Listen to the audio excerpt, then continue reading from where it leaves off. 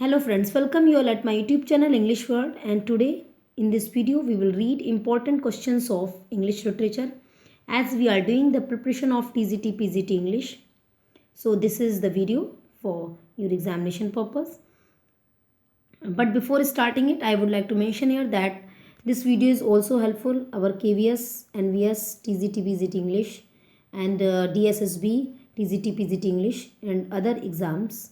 So please watch this video carefully, as well as if you like this video, don't forget to give the thumb up like, as well as if there is any suggestion, and please send me in comment box.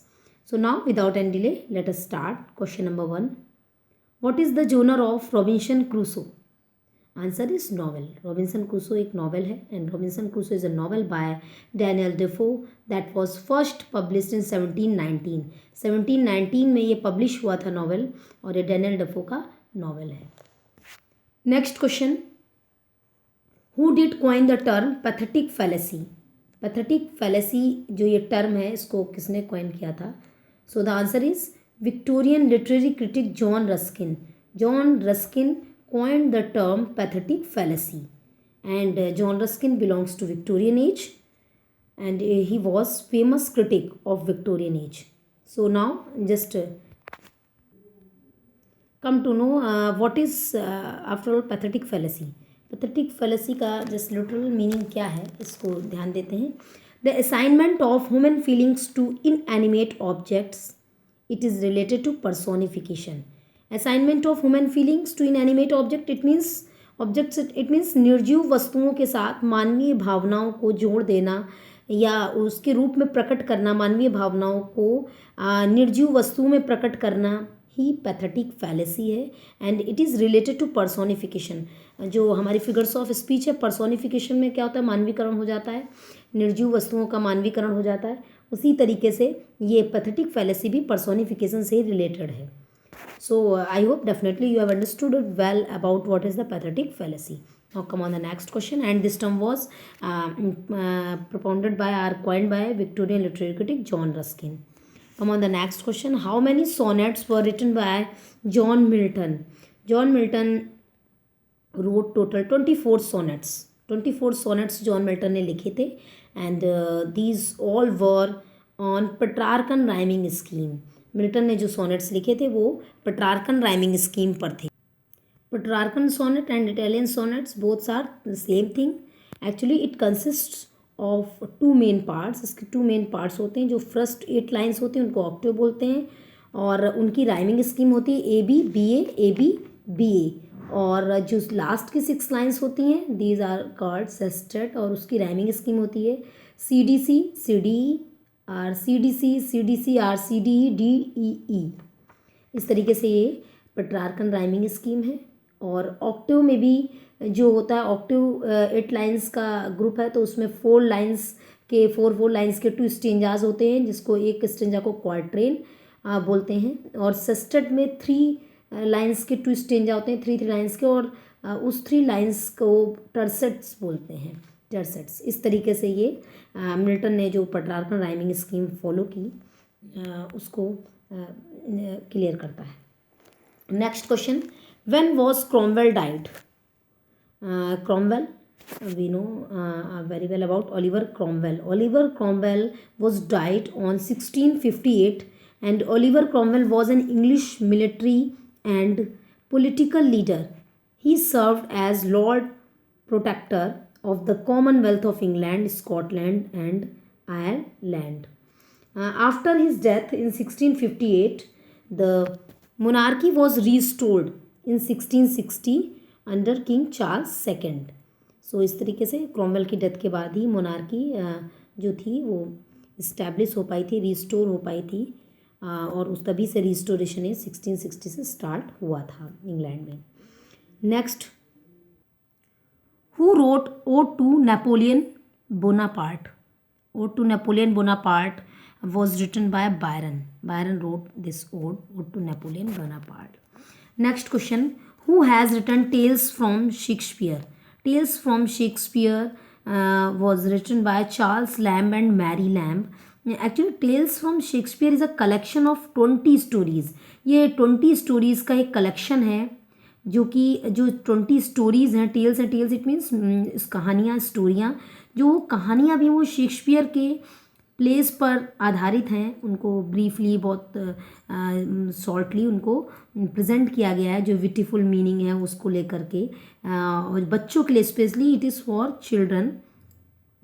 तो ये tales from Shakespeare जो लिखी गई हैं, ये 20 stories की का collection है जो शेक्सपियर के ड्रामास पर डिपेंड है, उन्हीं से लिया गया है, और इसको चार्ल्स लैम्ब और मैरी लैम्ब ने लिखा है, and it was first publish in 1807 में ये पब्लिश हुआ था। Next question, who was the first recipient of साहित्य अकादमी अवार्ड फॉर इंग्लिश? साहित्य अकादमी अवार्ड इंग्लिश लिटरेचर के लिए सबसे पहले किसको मिला था? So the answer is R.K. Narayan. R.K. Narayan in 1960 for his novel The Guide. The Guide जो R.K. Narayan का नॉवल था उसके लिए उनको 1960 में ये अवार्ड, जो कि सेकेंड हाईएस्ट लिटरेरी ऑनर है इंडिया का, second highest literary honour of India, Sahitya Akademi award से उनको नवाजा गया था R.K. नारायण को in 1960, and so important question है ये, and for his novel the guide.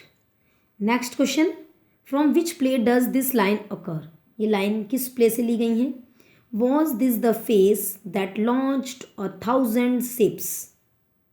So the answer is Doctor Faustus. Doctor Faustus is a play by Christopher Marlowe. Christopher Marlowe का ये प्ले है Doctor Faustus, and it was published इन 1604। 1604 में ये publish होता है, जो ड्रामा है ये प्ले है और क्रिस्टोफर मार्लो का। और ये किसकी लाइन्स हैं, किसने बोला था? एक्चुअली ये लाइन्स व spoken by Faustus. Doctor Faustus खुद बोलता है लाइन्स को in act 5th scene 1st। कई बार क्वेश्चन में एग्जाम में पूछा जा सकता है कि ये डॉक्टर फॉस्टस प्ले के किस एक्ट से ली गई हैं या किस सीन में होती हैं। बहुत ही फेमस लाइन्स हैं ये डॉक्टर फॉस्टस की, और फॉस्टस की ही स्पीच है ये। Now come on the next question, who is the writer of essays in criticism? Essays in criticism is written by Matthew Arnold. Matthew Arnold, essays in criticism Matthew Arnold का work है, great work है।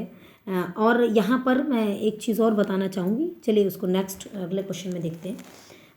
First it was first series in 1865 and second series in 1888। जो essays in criticism की थी first series थी वो 1865 में आई थी, और सेकेंड सीरीज़ 1888 में आती है आफ्टर 23 ईयर्स। सेकेंड सीरीज़ 1888 में आती है एसेज इन क्रिटिसिज्म की, और इसके राइटर मैथ्यू अर्नोल्ड थे। Essays in criticism is one of Britain's most distinguished journal of literary criticism. Literary criticism की एक पत्रिका थी, एक मैगज़ीन थी, जो कि ब्रिटेन की बहुत ही फेमस बुक्स में से एक थी, क्रिटिसिज्म पर जो आती थी बुक्स, उस लिटरेरी क्रिटिसिज्म, साहित्यिक क्रिटिसिज्म जो था उसमें से एक थी। और इसका जो फर्स्ट सीरीज़ थी एसेज इन क्रिटिसिज्म की 1865 में आती है, और second series just after 23 years 1888 में आई थी। Now come on the next question, what is the source of the famous quotation? ये फेमस कोटेशन है, उसका सोर्स क्या है?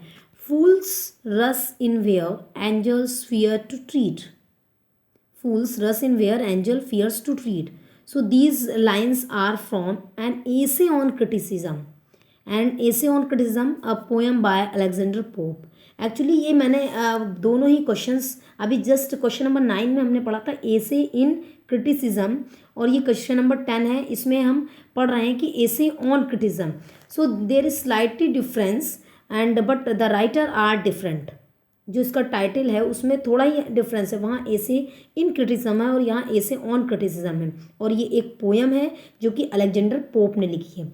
तो जब भी क्वेश्चन एग्जाम में आता है तो उसको थोड़ा सा जस्ट पे योर अटेंशन कि एसे इन क्रिटिसिज्म पूछा जा रहा है या एसे ऑन क्रिटिसिज्म पूछा जा रहा है। अगर एसे ऑन क्रिटिसिज्म है तो it means it is a poem and it is written by Alexander Pope and it was published in 1711। Maybe हम अगर जल्दबाजी में रहेंगे तो हमारा क्वेश्चन गलत हो सकता है, इसलिए just we have to read carefully after all what is asked in the question, क्या पूछा गया है। So essay on criticism is a poem by Alexander Pope and it was published in 1711 11 और ये उसी की लाइन्स है, fools rush in where angel fear to tread. ये अलेक्जेंडर पोप की लाइन्स हैं, इन्होंने अपने इस पोएम में लिखा है। और साथ साथ जो और भी फेमस लाइन्स हैं एग्जाम में पूछी जाती हैं किससे ली गई, वो लाइन्स भी मैंने नीचे मेंशन की हुई हैं। To err is human to forgive divine, पूछा जा सकता है ये किसकी कोटेशन है, किसने दिया है ये कोटेशन, तो ये अलेक्जेंडर पोप ने दिया है अपनी बुक एसे ऑन क्रिटिसिज्म में। और a little learning is a dangerous thing, ये भी लाइंस फेमस लाइंस हैं इसी की, essay on criticism Alexander Pope की पोएम की लाइंस हैं। A little learning is a dangerous thing और to err is human to forgive divine. So इस तरीके से now just look on earlier question number. Here it was who is the writer of essays in criticism, तो यहाँ पर ये essays in criticism था और ये एक डिस्टिंग्विश जर्नल्स है और लिटरेरी क्रिटिसिज्म की, ब्रिटेन की, और इसकी 2 सीरीज़ आती हैं और वो एक पोएम है essay on criticism. I hope definitely you will clear your confusion if there was. So now come on the next question. Who is the critic that introduced the terms a flat character and a round character? ये flat character और round character का जो term था वो किसने introduced कराया English literature में? So the answer is T S. Eliot. T S. Eliot introduced this term, the flat character, a flat character and a round character. Friends, if you like this video, definitely give the thumb of like, as well as please share this video, and if someone is watching my channel first time, don't forget to subscribe it. Thank you friends.